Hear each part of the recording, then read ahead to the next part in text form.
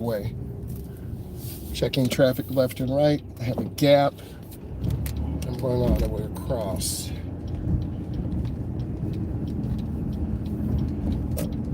You're gonna get some rush hour traffic, lane changing. So I have to come up and stop and check. I can turn the red. I've looked, it's clear. Try to turn into the nearest lane.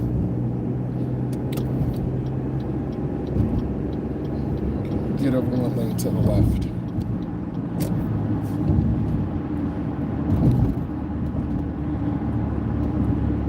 This is a morning drive in the sun during rush hour. This is typically what you'll see, what you'll do heading into any large metro area.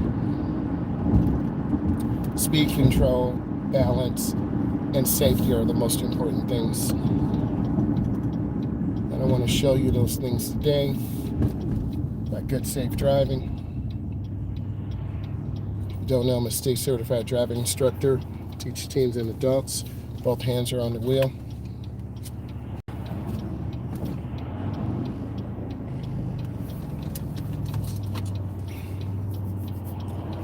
Today we're going to go on a roundabout, also a cloverleaf. Cloverleafs are hard to get on because you have to go slow in and they're challenging.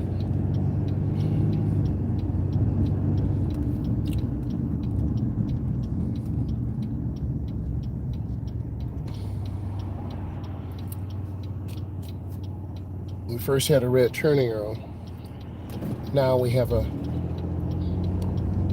blinking yellow. Traffic to the right should yield. We'll see who will yield, who won't. Okay, here's your cloverleaf. If you were beginning drive with me, I would tell you you're doing a great job, have good speed control. And a good entry is really significant because it's like a slingshot. You want to build your momentum and then you accelerate. I'm at 50, 55, 60, and I'm gonna get over one more lane, and I'm gonna try to get you into the middle lane. The middle lane is the smooth lane, and that's where we wanna be if I was teaching you. Now they're going about 85. They wanna get to work really fast. We're gonna take our time, be smooth. Smooth drives are really important. Consistency is important. So if you're out with me, I would say you're doing a good job right now. I want you to continue to be very consistent, not going super fast or super slow. If you have comments or questions, type them in. If you want me to change lanes left or right, let me know. I'm going to go ahead and make a lane change to the left. Mirror, turn signal, blind spot. This is a front view today. How would I feel right now? Pretty good. If you were driving with me, I would say, hey, you're doing a good job. I want you to be nice and smooth and take your time. Not turning the wheel as much. And if you turn the wheel too much, you'll start drifting to the left, hitting the yellow, and that would be an error. It's a nice convertible Mustang.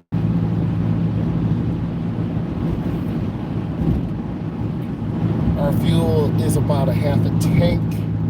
Our speed is 70. Our RPMs are about 2,000.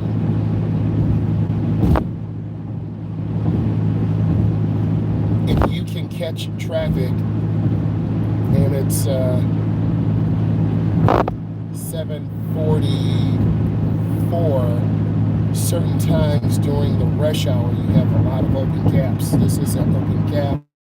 Traffic's moving good. But if you leave 10 or 15 minutes later, you're going to have a lot of traffic. So I would say you're doing a great job. Stay smooth. It is very windy. The wind is pushing the vehicle, so I would tell you don't turn the wheel so much.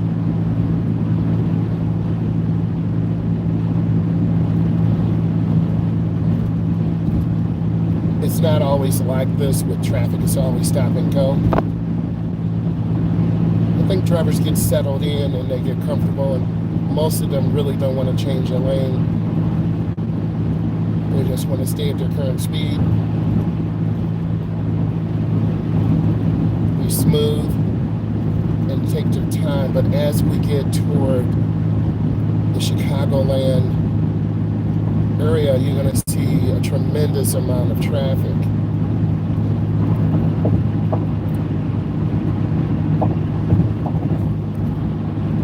This is the HTS, the Highway Transportation System. You're going to see a vehicle, I'm doing 70, you're going to see this other vehicle doing about 80 to my right. So you always see people who will go faster than you, who want to go faster than you, and they tend to put us all in danger. If one person starts accelerating rapidly, everyone else will. But overall, I would say, hey, you're doing a good job. You have great speed control. No one's really putting a lot of pressure on us. But within the next 10 minutes or so, you're going to see a lot.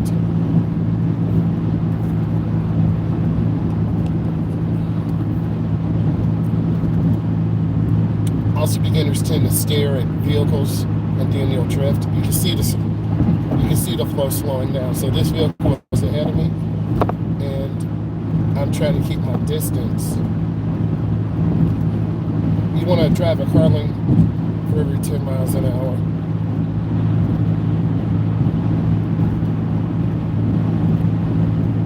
I'll also give you some D&V cheat codes to help you pass your tests. I do more than just teach adults and teens. I do in-class, in-car tutorials, and we're going to have some things coming up at the end of the year that I think you'll enjoy.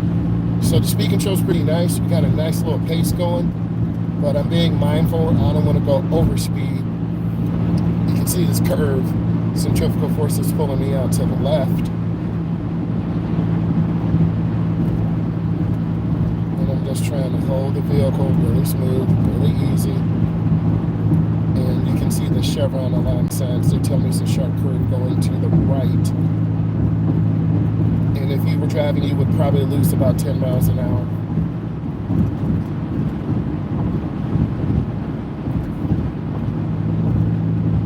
It's a clear day, and you owe it to yourself to fuel in at night so you don't have to mess with that in the morning. Get your coffee, whatever you need. Get yourself mentally ready to go. Driving is about concentration. If you were here with me, you will be getting a 4. A 4 is an all-star. 4 stars, 1, 2, 3, 4. That means you're a good driver. We've already lost about 7 miles an hour because the volume of traffic will start picking up. And beginners tend to lose too much speed too fast, or go too slow, or go too fast. It's always one of those three. Again, they lose too much speed too fast. They drive too slow, or they're inconsistent. I'm looking ahead 4 cars. We lost about 4 miles an hour. So I'm just trying to hold the wheel and lift my foot. I'm looking ahead 20 to 30 seconds to see if the flow of the traffic is moving. This is a pleasant interstate drive. So, see, brake lights on, that kind of throws you off. It happens that quick. And if you're not paying attention, multiple rear end collisions. So I'm squeezing my brake. Man, I got a cramp in my calf. That kind of threw you off. So if you don't pay attention, you see what happens. Now here's the grind. This is where you're going to say, how come we're not moving? I'm going to say to you, welcome to a metropolitan city in the United States. And then you just have to take your time.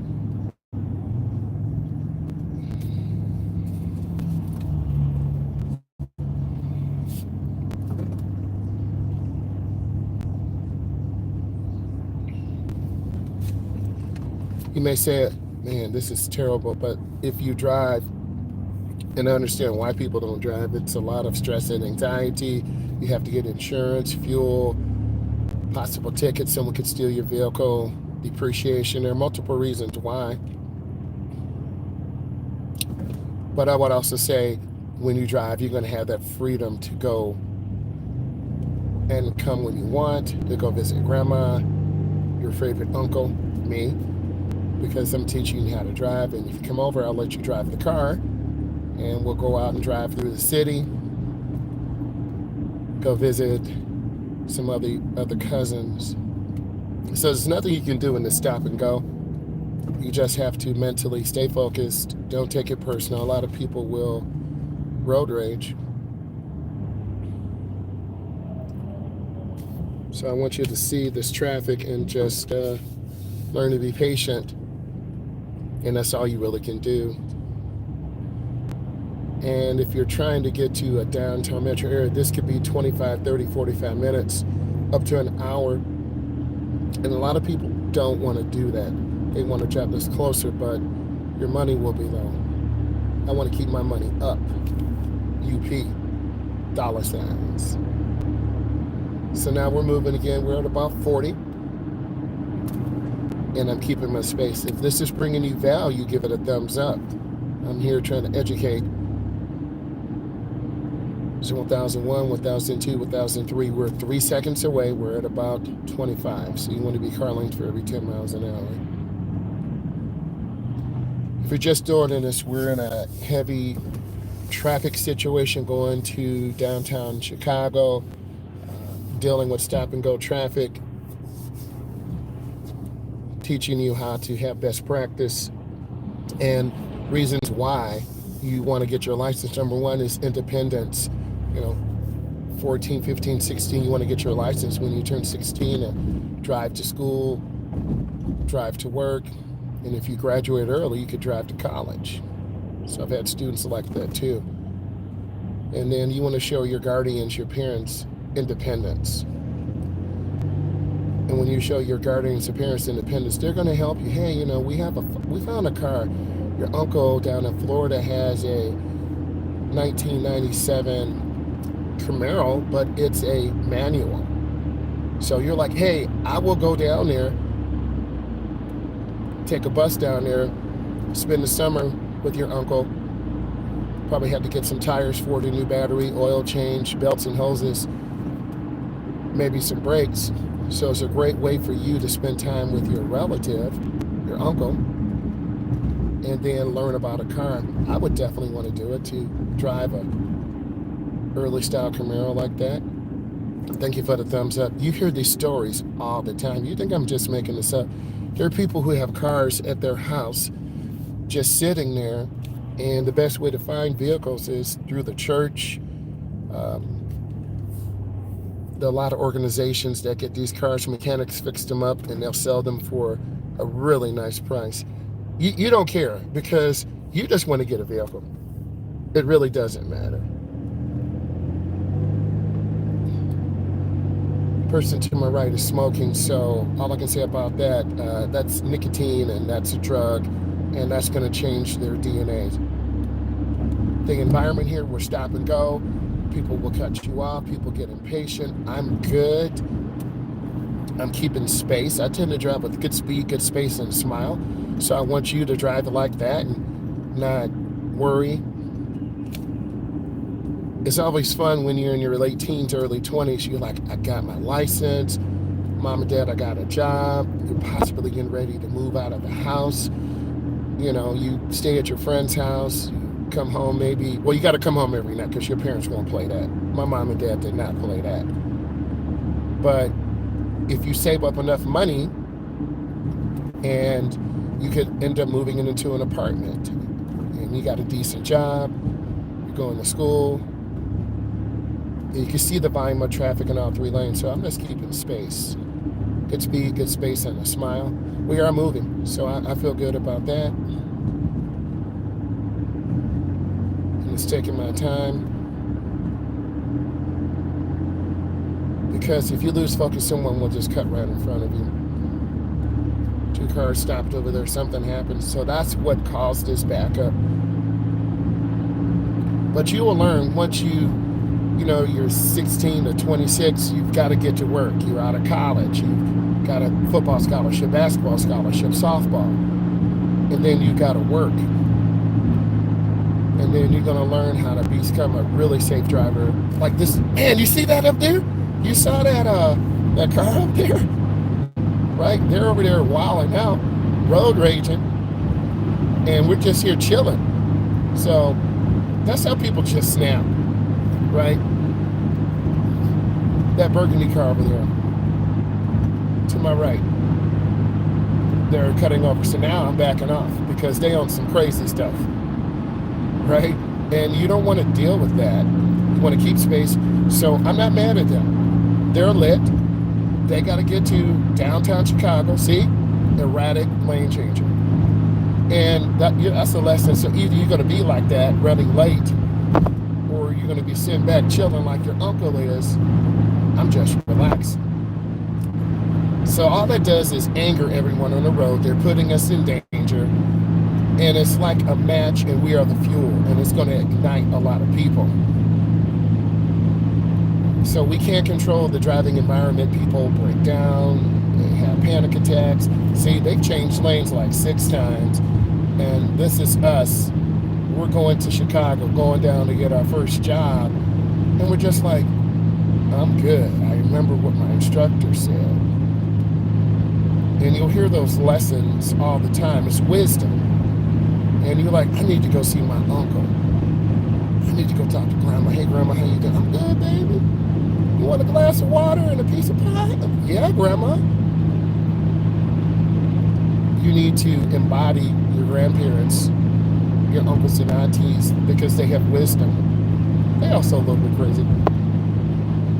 So I'm moving pretty good. I'm really aware of this burgundy car, and I'm backing off because they could cause a chain reaction accident, and it's not about that life because you want to have good insurance. Oh, speaking of insurance, around 23, 4, 5, your insurance will drop down. And then if you have a good driving record, because it takes about 10 years, you're going to be able to get some really nice insurance.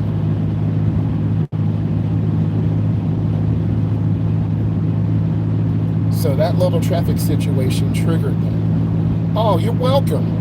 I appreciate it.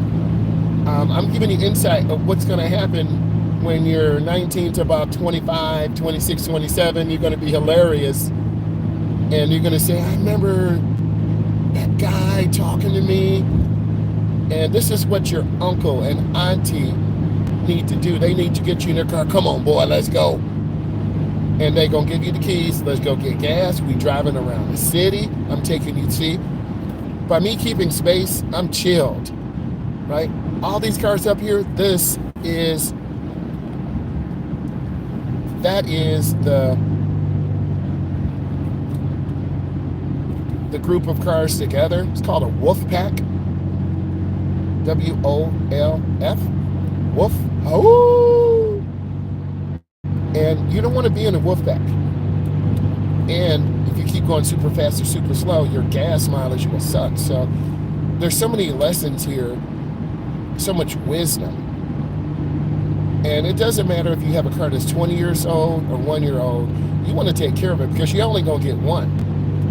And then you don't want to let your uncle down. See this burgundy car again? I'm not just saying this. They keep changing lanes. See that?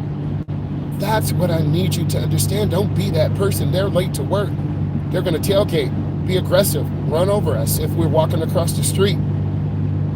So I'm not mad at them, but don't be like them. And that's a lady.